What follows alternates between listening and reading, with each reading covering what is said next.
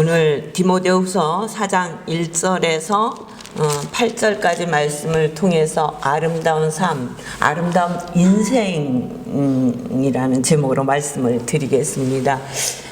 아름다운 삶, 아름다운 인생, 요새 시대하고는 좀 떨어진 제목이 아닐까. 많은 사람들이 너무 힘들어하는 시대를 우리는 살아가고 있습니다. 언제는 3포 시대 그러더니 또 4포 시대 그러더니 요새는 또 7포 시대래요. 7가지를 젊은 애들이 전부 다 포기를 하고 살아간다는 것입니다. 그만큼 힘이 드는 시대를 우리가 살아가고 있어요. 그런데 우리 지금의 삶을 돌아보면 우리 어렸을 때보다 그렇게 힘듭니까?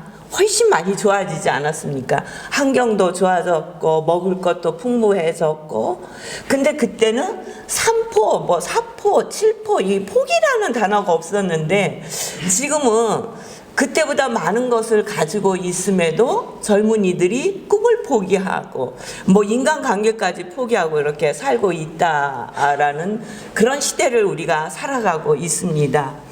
이 디모데후서를 쓸 때 시기는 AD 한 67년입니다. 그러니까 지금으로는 상상할 수 없는 어렵고 고통스러운 시간을 보내는 그때였습니다. AD 64년 7월 19일 날 로마에 큰 화재가 납니다. 그래서 말할 수 없는 큰 화재가 나요. 한 14행정 구역 중에 10구역이 다 전소되는, 그리고 20만 명 이상이 노숙자가 되는 그런 화재가 납니다. 그 화재로 인해서 누가 범인으로 지목을 받느냐 하면 네로 황제가 범인이다. 이렇게 많은 사람들 가운데 그 소문이 퍼지기 시작을 합니다. 걷잡을 수 없는 소문이 퍼지는 거예요. 그러니까 네로가 갖고 있던 많은 것을 가지고, 궁중에 있던 많은 것을 가지고 국민들에게 베푸는 거예요. 그런데도 이 소문은 잦아들지를 않고 점점 이 소문이 퍼지는 거예요. 그러니까 네로가 이대로 두어서는 안 되겠다. 그래서 타겟을 삼은 게 그리스도인이에요. 이 일은 내가 시작한 것이 아니라 그리스도인들이 불을 낸 것이다. 이렇게 했는데 또 그 소문이 삽시간에 퍼지기 시작하는 거야. 그래서 모든 그리스도인들이 그때 어마어마한 핍박을 받고 순교를 당합니다. 그리스도인들을 잡아다가 그들은 사형을 시키는데 어떻게 사형을 시키냐면 동물의 가죽을 씌워서 개 먹이로 줍니다. 그렇게만 하는 것이 아니라 십자가에 달아서 죽이기도 합니다. 또 산 사람을 그대로 달아가지고 불로 사용하는 것입니다. 로마 궁중에 야간 5개 파티장을 밝히는 조명으로 사용을 했다는 거예요. 그러니까 어마어마한 핍박이 불어오기 시작을 하는 거예요. 핍박이 시작이 된 거예요. 그때 바울도 잠시 로마 그 1차 감옥에서 가택연금으로 있다가 석방되어서 제4차 선교여행을 하고 있던 중에 다시 잡혀가요. 그리고 로마 깊은 지하 감옥에 갇히게 됩니다. 그랬을 때 쓴 편지가 이 디모데후서예요. 그러니까 바울의 13권 중에 바울 생의 마지막 쓰여진 책이 이 디모데후서예요. 디모데전서, 디모데후서, 디도서를 우리는 목회서신이라 그래요. 개인에게 보내진, 목회자들에게 보내진 서신인데, 이게 목회자들만 읽을 것이 아니라 우리 그리스도인들이 어떻게 믿음을 지켜야 하며 어떤 마음으로 살아야 하며 어떤 모습으로 살아야 되는 것을 아주 자세하게 기록하고 있는 것을 볼 수 있어요. 이렇게 다시금 로마 감옥에 그 추운 지하실 감옥이 엄청 춥다고 합니다. 그리고 많이 습했다고 해요. 옛날에 제가 이 바울이라는 영화를 보러 국도극장인가 이런 데서는 하질 않아서 너무 이 영화가 보고 싶어서 국도극장인가 거기를 가서 시내 나가서 이 영화를 봤어요. 근데 아무것도 기억이 나지 않는데 마지막 그 감옥에서 바울이 고백하던, 나는 선한 싸움을 싸우고 나의 달려갈 길을 마치고 믿음을 지켰으니 이제 우러는 나를 위하여 의의 면류관이 예비되었으므로 그 주 곧 의로우신 재판장이 그날에 내게 주실 것이며 내게만 아니라 주의 나타나심을 사모하는 모든 자에게 주실 것이라는 이 고백을 바울이 하는 거예요.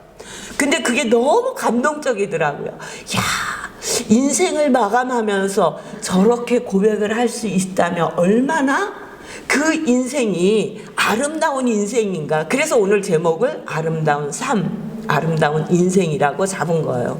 얼마나 아름다운가. 정말 너무 감동적이지 않아요? 마지막에 하나님 앞에 나의 선한 싸움을 다 싸웠어. 그리고 나에게 예비하신 의의 면류관을 바라볼 수 있는 그 믿음, 너무 귀하고 복된 아름다운 삶의 모습이 아닌가 생각을 합니다. 이렇게 바울이 하나님 앞에 마지막으로 고백하는 이 말씀은 정말 너무 귀한 말씀이지만 바울의 삶은 이 말씀을 고백할 수 있도록 편안한 삶은 아니었어요. 바울이 그럼 처음부터 이렇게 예수 그리스도를 믿고 처음부터 이렇게 고난의 삶을 살았던 거 아니라는 것입니다. 바울은 나면서부터 지금 우리 시대가 말하는 금수저를 가지고 태어난 사람이에요. 사도행전 22장 3절에 보면은 나는 유대인으로서 길리기아 다소에서 났고, 길리기아 다소에서 났다는 것은 가장 교육열이 강한 좋은 환경에서 났다는 거예요. 그 성에 거기서 났고 예루살렘에서 살아 가말리엘 문화에서 우리 조상들의 율법의 엄한 교훈을 받고, 가말리엘 문화생이라 그러면 누구도 그에게 와서 율법에 대해서 얘기할 수 없는 거예요. 율법학자였다는 거예요. 그것뿐만 아니라 그는 공회원이었어요. 또 로마 시민권을 가진 사람이었다는 거야. 로마 시민권만 가지고 있어도 금수저가 있는데 누구도 건드리지 못하잖아요. 예루살렘에 가서 그가 뭐라고 얘기해요? 내가 로마 시민권자라고 얘기했을 때 천부장이 깜짝 놀라잖아요. 나는 많은 돈을 주고 시민권을 샀는데 너는 어떻게 로마 시민권을 가지고 있느냐? 그러니까 나는 나면서부터 로마 시민권을 가진 자라고 얘기하잖아요. 그만큼 환경이 좋고 남들이 다 부러워하는 환경에서 자라서 교육을 받고 공회원이 돼서 큰 권세를 누리고 살던 바울이 어느 날 보니까 예수 그리스도를 믿는다는 그리스도인들의 무리가 예루살렘에 생기기 시작을 하는 거예요. 그러면서 그가 그리스도이라고 얘기하는 거예요. 우리가 기다리고 있던 메시아라고 얘기하는 거예요. 그런데 너희가 그를 십자가에 죽였고 그는 장사되었고 부활했고 승천했다고 얘기하는 거예요. 도대체 바울로서는 받아들일 수 없는 얘기를 하면서 이들이 점점 이 세력이 커지는 거예요. 그래서 이들을 결박해서 그리스도인이라 하는 모든 자들을 결박해서 옥에 가두기 시작을 합니다. 그때 누가 순교를 당하냐면 스데반이 순교를 당해요. 그 돌에 맞아 순교를 당하는 스데반의 모습을 보면서 아마 바울 깊은 곳에 이게 무엇일까 하는 궁금증이 생겼을 거예요. 그렇게 돌에 맞으면서도 스데반의 얼굴이 천사의 얼굴 같았더라 그랬어요. 그래도 그 열심히 있던 바울은 거기서 끝이질 않고 여기 예루살렘에 있던 그리스도인들만 옥중에 쳐넣는 것으로 마음에 채워지지 않는 거예요. 그러니까 대제사장에게 가서 다메섹에 가서 예수 믿는 사람들을 잡아다 옥에 가두겠다 그러고 그 서류를 가지고 문서를 가지고 다메섹으로 가던 중에 주님을 만나요. 다메섹 도상에서 주님이 사울에게 나타나시는 거예요. 사울아 사울아 내가 어찌하여 나를 박해하느냐 이렇게 말씀하시는 거예요. 그러니까 얼마나 깜짝 놀랐겠어요. 그러니까 내가 누구십니까? 바울이 묻는 거예요. 그러니까 내가 박해하는 예수다.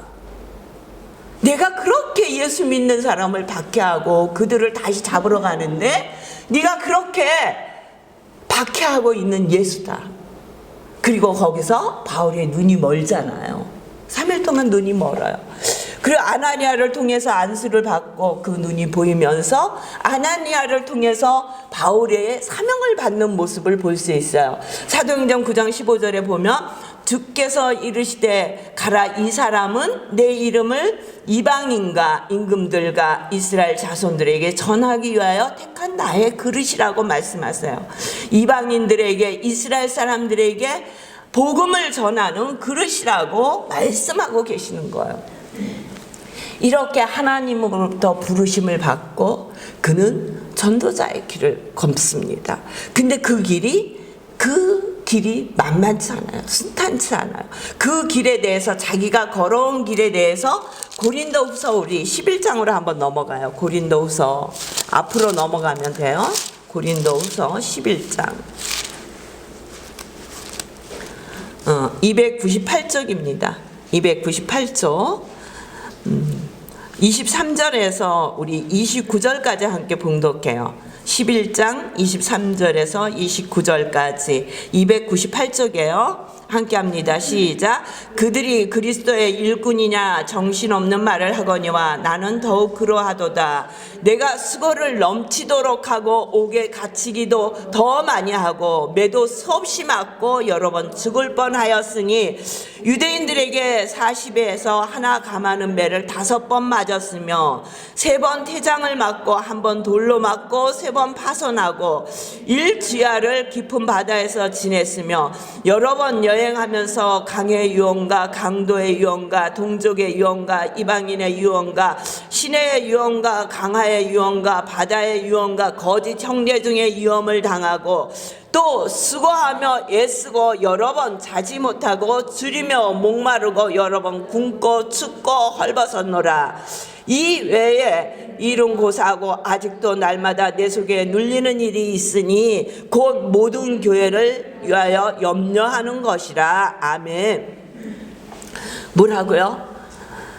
여러 번 옥에도 갇히고 죽을 뻔도 했다는 거예요. 수도 없는 고난을 겪었다고 얘기하는 거예요. 우리 인생에 한 번을 겪을까 말까 한 많은 고난을 바울은 겪으면서 전도사의 삶을 살았다는 거예요. 예수 그리스도를 만남으로 인해서 숱한 어려움을 겪으면서 하나님의 말씀을 전했다는 거예요. 그런데 그렇게 어렵고 힘든 게 말씀을 전하면서도 바울은 뭐라고 얘기하느냐면, 오늘 4장 디모데후서로 다시 가요. 4장 1절에 보면 하나님 아까 살아있는 자와 죽은 자를 심판하실 그리스도 예수 앞에서 그가 나타나실 것과 그 나라를 두고 엄히 명하노니 너는 말씀을 전파하라. 때를 어떤지 못 어떤지 항상 힘쓰라. 범사에 오래 참음과 가르침으로 경책하며 경계하며 고난하고 얘기하는 거예요. 그렇게 어렵고 힘들고 고통스러운 하나님의 말씀을 전함으로 인해서 숱한 고통을 당했지만 디모데에게, 가장 사랑하는 믿음의 아들에게 그는 뭐라고 얘기하냐면, 그리스도가 나타나실 그때까지 너는 말씀을 전파하라. 때를 어떤지 못 어떤지 항상 힘쓰라. 범사에 오래 참음과 가르침으로 경책하며 경계하며 권하라.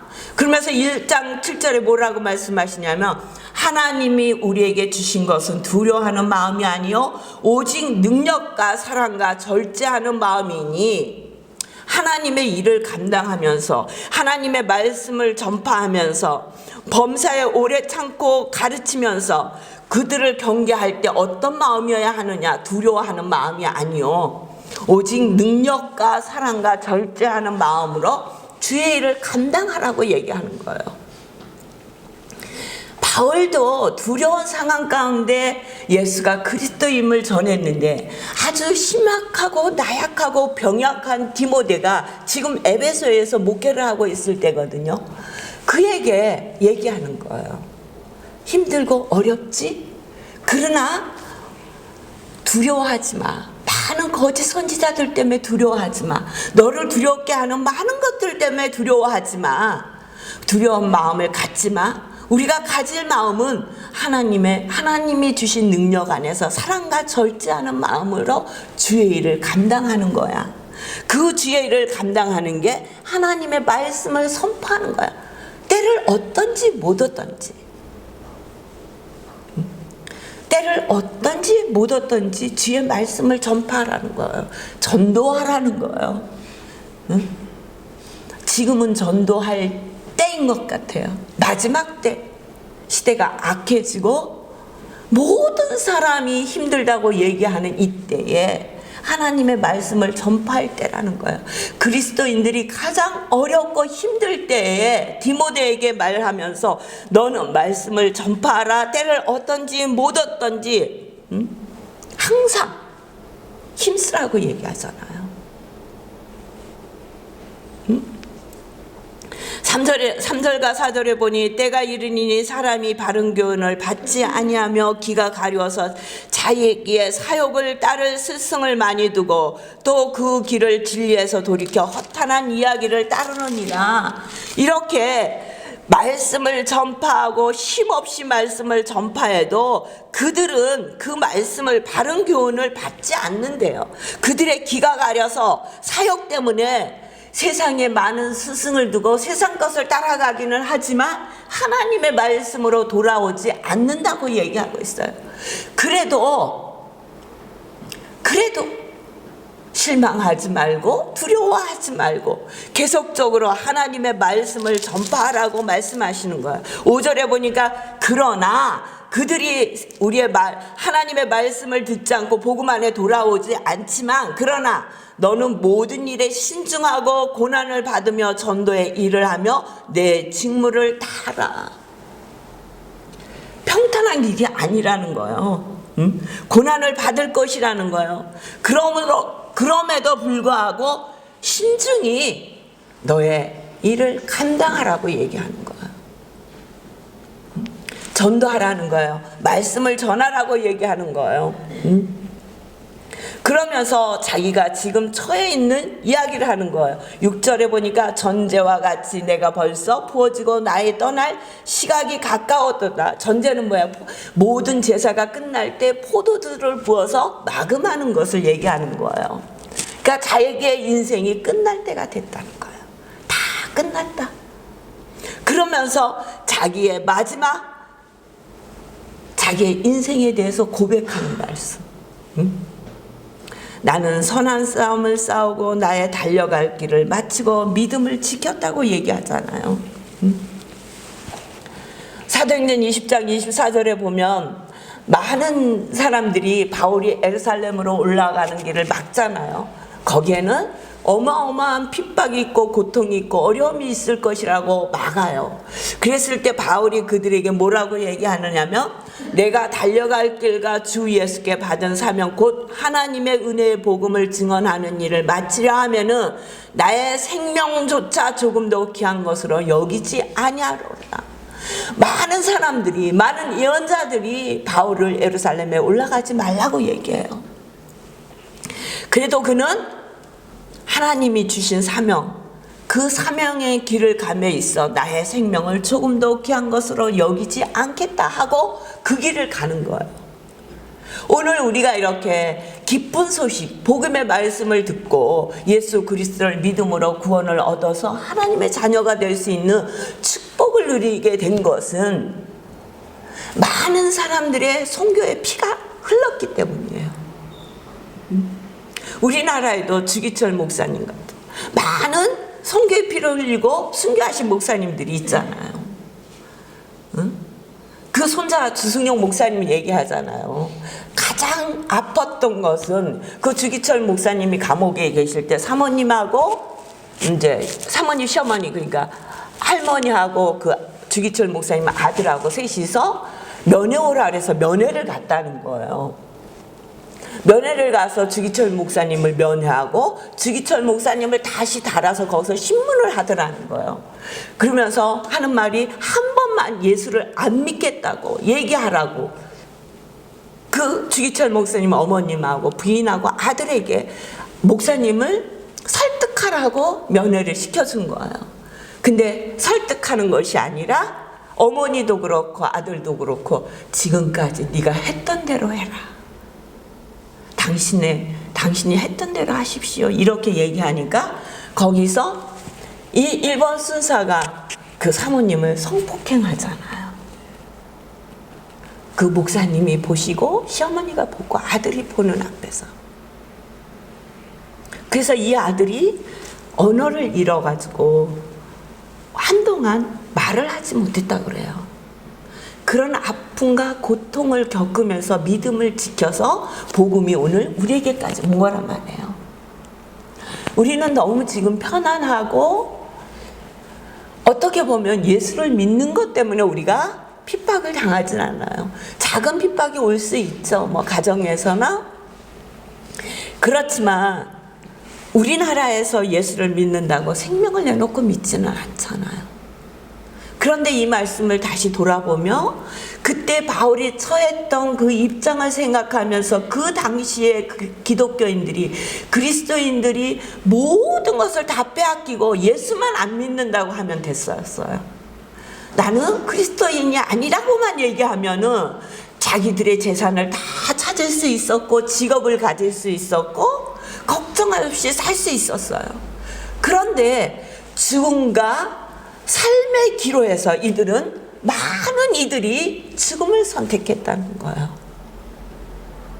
다시 우리에게 질문을 해보는 시간이에요. 우리가 오늘날 믿음을 지키기 위해서 얼마나 많은 것을 포기하고 있습니까? 하나님의 말씀대로 살려고 우리가 가져서는 안 될 것을 가지려고 애쓰고 있습니까? 우리의 마음이 하루에도 12번씩 변하잖아요. 그런데 그 마음이 그랬을 때 우리의 마음을 다잡게 하는 것이 하나님의 말씀과 뜻입니까? 우리의 길은 너무 큰 길을 가고 있는 거예요. 그래서 좁은 길 가기 싫은 거예요. 내가 손해보는 길 가기 싫은 거예요.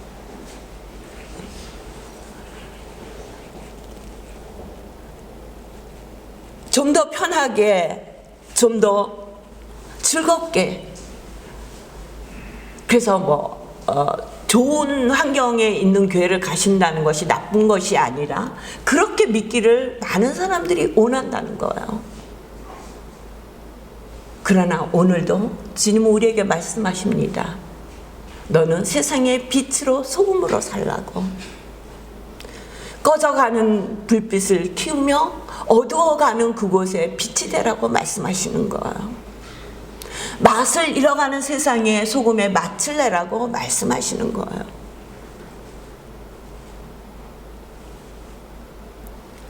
우리가 신앙생활을 하면서 이 땅에 살아갈 때 우리에게도 많은 유혹이 찾아오잖아요. 목사인 저희들에게도 이제 올해 추수감사주일이 30주년인데 30년 동안 목회하면서 많은 유혹이 있었어요. 처음부터 신학을 하고 나서부터 우리는 이제 나이가 먹어서 신학을 했으니까 김영도 목사님이 아이들 교육 문제 때문에 그때 유치원 다닐 때인데도 그 문제로 여러 가지의 얘기나 교회 사역의 길을 이렇게 우리에게 좋은 길을 내놓으시는 많은 목사님들이 계셨어요.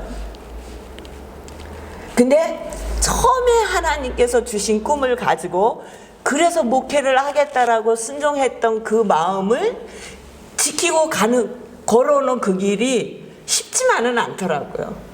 때로는 넘어지게 되고 때로는 타협하고 싶고 저렇게 좋은 길을 하나님이 우리에게 주셨는데 이렇게 가는 게 맞는 건가라고 수없이 질문하게 되더라고요.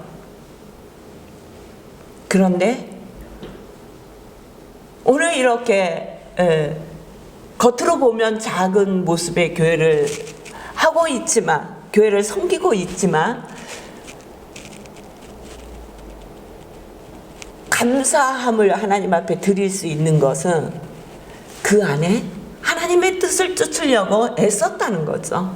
하나님의 뜻대로 살아보려고 우리를 향하신, 그러니까 목회자마다 다 사역이 틀려요. 교회마다 하나님이 주신 사역이 틀려요. 근데 그 사역을 지키고 그 길을 가려고 수도 없이 많은 시간을 울며 왔다는 거죠. 눈물 뿌리지 않고는, 눈물의 기도가 없이는 올 수 없는 길이었기에 많이 힘든 시간을 견디며 오늘 이 시간까지 왔어요. 이것이 하나님의 은혜가 아니면 여러분들이 하나님의 은혜가 아니면 어떻게 우리 한길교회를 찾아오셨고 이렇게 하나님 앞에 예배를 같이 드릴 수 있겠어요? 이 모든 것이 하나님의 은혜입니다. 여러분들에게 주신 그 하나님의 귀한 믿음을 지키시고, 그래서 여러분들의 인생이 나의 인생은 정말 아름다운 인생이었어, 나의 삶은 오늘 하루의 삶이 아름다운 삶이었어라는 고백을 하실 수 있는, 주님 앞에 그 고백을 드리는 귀하고 복된 삶을 사시길 주의 이름으로 축원합니다.